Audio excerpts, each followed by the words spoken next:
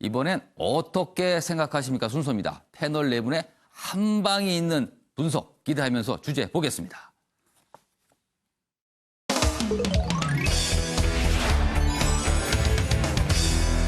오늘 어떻게 생각하십니까? 주제는 이렇습니다. 조국 청와대 민정수석의 SNS 여론전. 언론에 따라서는요, 폭풍 SNS다. 왜냐하면 굉장히 많은 글을 짧은 기간 동안 올리고 있기 때문이거든요. 그 얘기 지금부터 해보겠습니다. 첫 번째 기사, 매일경제 기사입니다. 쫄지 말자. 이런 내용도 들어있습니다. 대법원 판결을 부정하면 친일이다.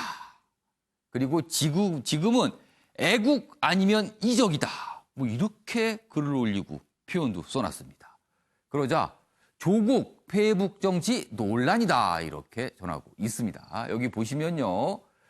주말 사이 일본 관련 글을 페북에 무려 9건이나 게재를 했습니다. 이렇다면은 이거는 글쎄요. 이틀이거든요. 이틀 사이에 9건의 글을 올렸다. 엄청나게 많이 들여다봤고 엄청나게 신경을 썼다는 거네요. 서희, 이순신 역할 동시에 하고 있다. 이렇게 또 자평을 했고요. 일본과 소송 준비 상황까지 올렸다. 그러자 야당은요. 이렇게 반발하고 있습니다. 친일, 반일, 이분법 언행이다. 오만함에 국민들 치를 떤다. 이렇게 반발했고요. 여당 일각에서도 자기 정치하는 건가? 약간 이런 시각도 있다고 합니다. 여기 보시면 좀 최근에 올린 글에 대한 글들을 좀 소개하는데 여기 있습니다. 보시죠. 중요한 것은 진보냐 보수냐 자냐 우가 아니라 애국이냐 이적이냐다. 지금 상황을 애국 진영과 이적 진영으로 딱 나눈 겁니다. 그리고 또 여기 있습니다. 문재인 정부는 국익 수호를 위하여 서희 역할과 이순신 역할을 동시에 수행하고 있다. 이런 글들을 올리고 있습니다. 관련 기사 하나 더 보겠습니다. 교양신문입니다. 페북의 문정부 서희 이순신 애국이냐 이적이냐 방금 소개해드린 내용 그대로 싣고 있고요. 조국의 이분법적 여론전. 교양신문은 지금 상황을 이분법적 여론전을 펼치고 있다. 이렇게 평가를 했네요. 지레 겁먹고 쫄지 말자. 한일 충돌 관련 연일 강공을 펴고 있습니다. 그러자 이견의 자유를 억압하는 거냐 이런 비판도 나오고 있다고 합니다. 자, 그럼 여기서 관련 영상 보고 이어가겠습니다. 대통령 최측근이라는 사람이 자국 국민을 친일파로 매도하면서 국론 분열에 앞장서고 있습니다. 이럴 거면 조국 수석은 차라리 입 다물고 조용히 있는 게 낫습니다. 한일전에서 자유한국당의 백태클 행위를 반복하는 것에 대해서 준엄하게 경고합니다. 우리 선수나 비난하고 심지어 일본 선수를 찬양하면 그것이야말로 신친일입니다. 586의 반일 선동 안타깝습니다. 더불어민주당 이인영 원내대표마저 자신이 할 일을 않고 결국 반일 선동에 편성하고 가세하는 것이 참으로 유감스럽습니다. 자, 기사도 봤고요. 영상도 들어봤습니다. 그럼 네 분께 미리 질문을 좀 드렸습니다. 조국 민정수석의 저런 페북 글, 저런 내용과 저런 모습에 공감을 하시는지, 그리고 공감을 하지 않는지, 그리고 그렇다면 이유가 무엇인지를 좀 써달라고 제가 미리 질문을 드렸습니다. 먼저 윤기찬 변호사부터 들어보겠습니다. 어떻게 생각하세요? 예, 안타깝죠. 저는 가치 없는 글이라고 생각합니다. 지금 저분이 자연인이면 그럴 수 있어요. 예. 본인의 생각을 SNS로 옮길 수 있는데 현재 예. 대한민국 그 청와대 민정수석비서관이잖아요. 예. 어찌 보면 대통령의 뜻을 담아낸다라고 오해의 소지도 있을 수 있는 지위란 말이에요. 그렇죠. 민정수석, 청와대 수석 이상의 자리를 가지신 분이 어떤 얘기를 하면 그게 청와대의 얘기로 들릴 수 있거든요. 더군다나 조수석은 문재인 대통령하고 어떤 관계가 좀 긴밀하다라는 인식이 퍼져 있는 상황인데 이런 글을 쓴다는 것은 사실 저는 상상할 수가 없어요. 왜냐하면 굳이 만약에 그런 이해를 구한다면 본인의 정치한다고 쳐도 그것까지 이해를 할 수 있어요. 그런데 친일이라는 그 국민을 향해 친일이라는 단어를 쓴다는 거, 이적이라는 단어를 쓴다는 거, 예. 저는 이런 단어를 쓰시는 그 행태에 대해서는 도저히 공감할 수가 없고요. 예. 결국은 뭐냐면 일본과 지금 경제 어떤 대립을 하고 있는 상황이 예. 일본도 마찬가지고 한국도 마찬가지고 각기 국내 정치에 이용하는 거 아니냐. 아. 그러니까 소위 예전에 많은 얘기가 오갔던 적대적 공생관계로 활용하는 거 아니냐.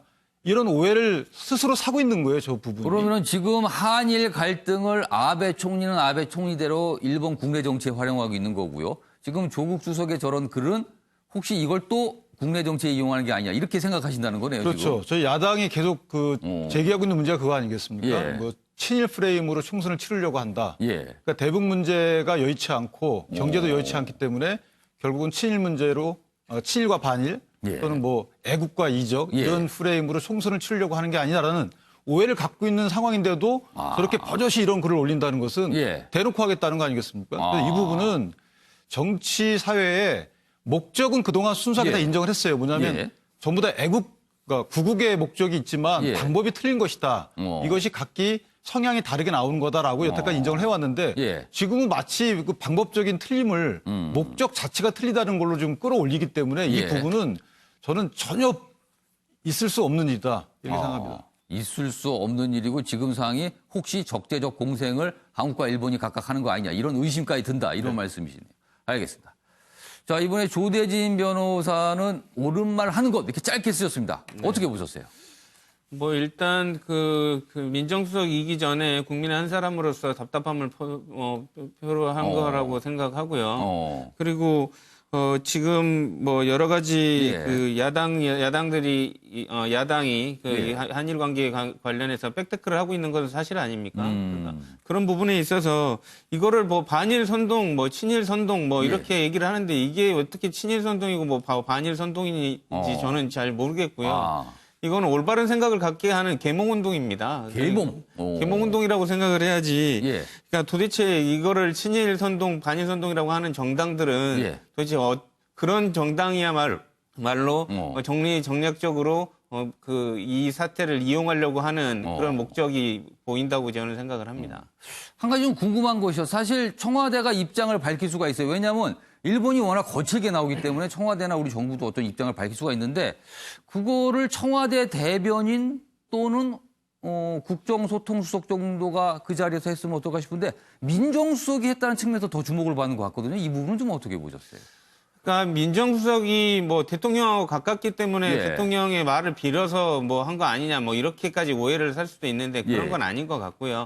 원래 조국 수석 같은 경우는 페북을 통해서 자기 의견을 뭐 거침없이 개진을 하던 입장이었습니다. 그렇기 때문에 다른 꼭 오히려 그 공식적인 그 예. 창구를 통해서보다는 예.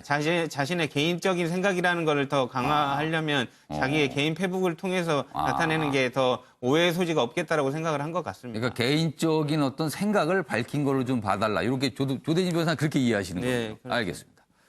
자, 최경철 편집위원께서는 지금 상황 어떻게 생각하세요?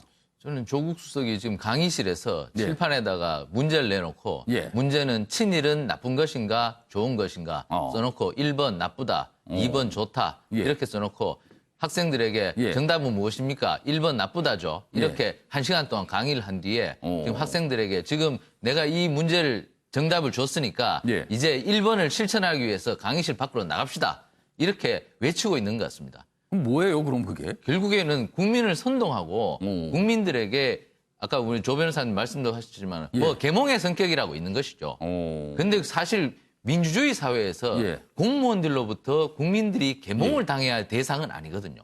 요즘 세상에 어떻게 보면은 국민들이 얼마나 수준이 인식이 높으신데요, 지금. 그러니까 공무원들이 국민을 가르치던 시대는 과거 박정희 정권 시대에는 가능했을지 모르겠지만 예. 지금은 공무원들이 정부가 국민을 가르치는 시대는 지나갔다는 것이죠. 예. 당시에는 어떻게 생각했는가 하면 예. 대통령이 외과 의사이고 국민들은 환자이기 때문에 예. 환자는 수술을 통해서 개조를 해야 된다는 생각을 했었죠. 그 수십 년 전에 잘못된 생각들을 아직도 2021세기에 예. 그 생각을 하고 있다는 것에서 저는 매우 안타깝습니다. 그것이 통하지도 않습니다. 예. 국민들에게 그런 식으로 해서 국민들이 바뀌지도 않을 뿐더러 지금은 그러면 정부가 무엇을 해야 되느냐? 예. 정부는 정책을 내놔야 됩니다. 아. 선동을 하는 것이 아니고 예. 정부는 캠페인을 하는 집단이 아닙니다. 정부는 정책을 넣어놓고 그 정책이 예. 실현되도록 추동력을 넣고 그래서 그것이 성공하도록 가는 것이 바로 정부의 정책인 역할인데 예. 지금 정부는 그 역할을 내팽개쳐 놓고 예. 다른 역할을 하고 있다는 것이죠. 정부의 역할을 하는 정부로 돌아오길 바랍니다. 알겠습니다.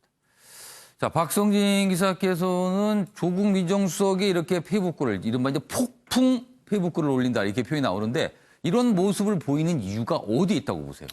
지금 조국 수석의 페북을 보면은 예. 지금 사흘간 지난 사흘간 18일부터 사흘간 무려 19건인가를 지금 내놨거든요. 지금 17건입니다. 예. 17건을 내놨는데 이거는 지금 그 전에도 이 페북 정치에 예. 대해서 페북 정치라는 비난과 함께 많은 비판이 있었음에도 불구하고 예. 폭풍처럼 이게 내보내는 이유가 지금 가만히 보면 전략적 선택이 있는 것 같습니다. 이게 사실 이런 양을 마구 쏟아낸다는 것은 예. 청와대 수석이라기보다는 오히려 일반인들의 눈에 봤을 때는 예. 이 시민 운동가나 시민 활동가들이 할 역할처럼 보이는데도 불구하고 조국 수석이 이걸 택했다는 거는 예. 절대로 제 개인적인 추론으로는 대통령이 허락이 없으면 소위 말해서 묵시적인 허락이 없으면 불가능하다고 저는 봅니다. 왜냐하면 조국 민정수석, 우리가 민정수석이라고 짧게 부르지만 실제는 민정수석 비서관입니다. 대통령의 비서죠. 비서는 대통령이 주로 시키는 일을 하게 되는 역할이잖아요. 그렇죠. 그렇다면 동의가 또는 묵시적인 동의가 있었을 없으면 것이다. 불가능하죠. 비서관은 원래 과거 정부에서 보면 입이 없다고 했는데도 불구하고 예. 지금 계속 활동을 하잖아요.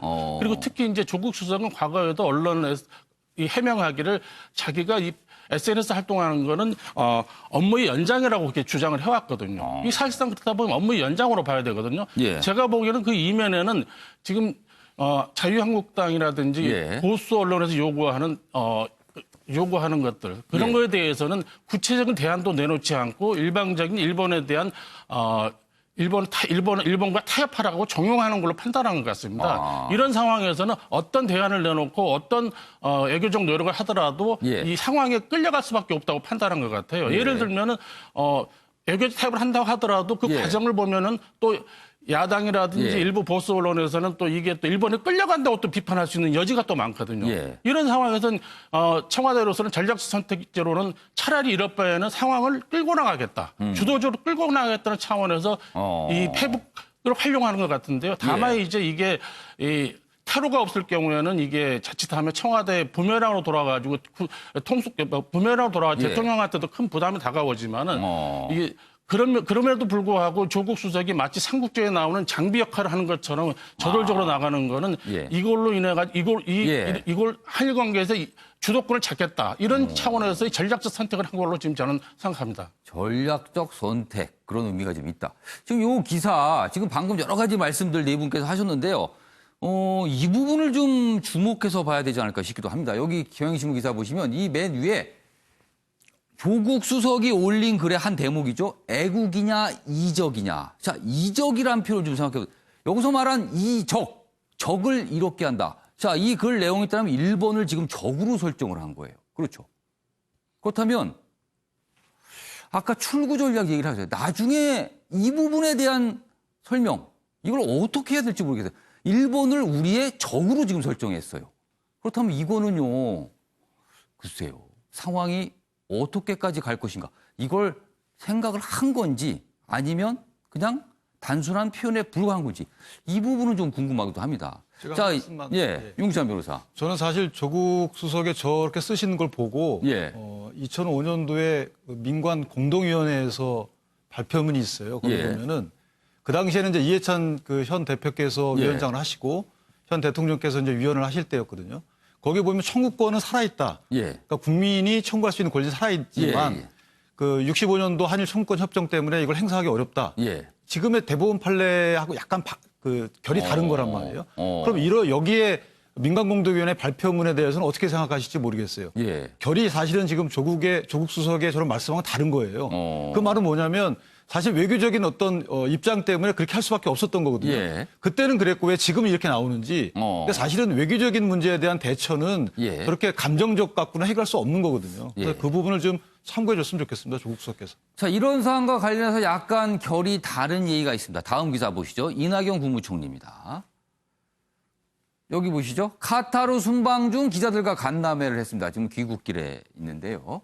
이 총리, 일본이 선거가 끝나고 평상심으로 외교 협의에 임하길 바란다. 뭐 이런 입장을 나타냈어요.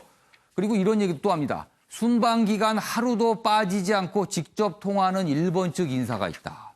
일본 측과 계속 뭔가 물밑접촉을 하고 있다는 얘기입니다. 여기 좀 더 자세히 돼 있습니다. 여기 보시면 선거일이 가까워지면 예민해지기 때문에 서로 말을 걸치게 하거나 전문가들의 눈에는 신중치 못해도 유권자로부터 환영받을 수 있는 말을 할 수 있다.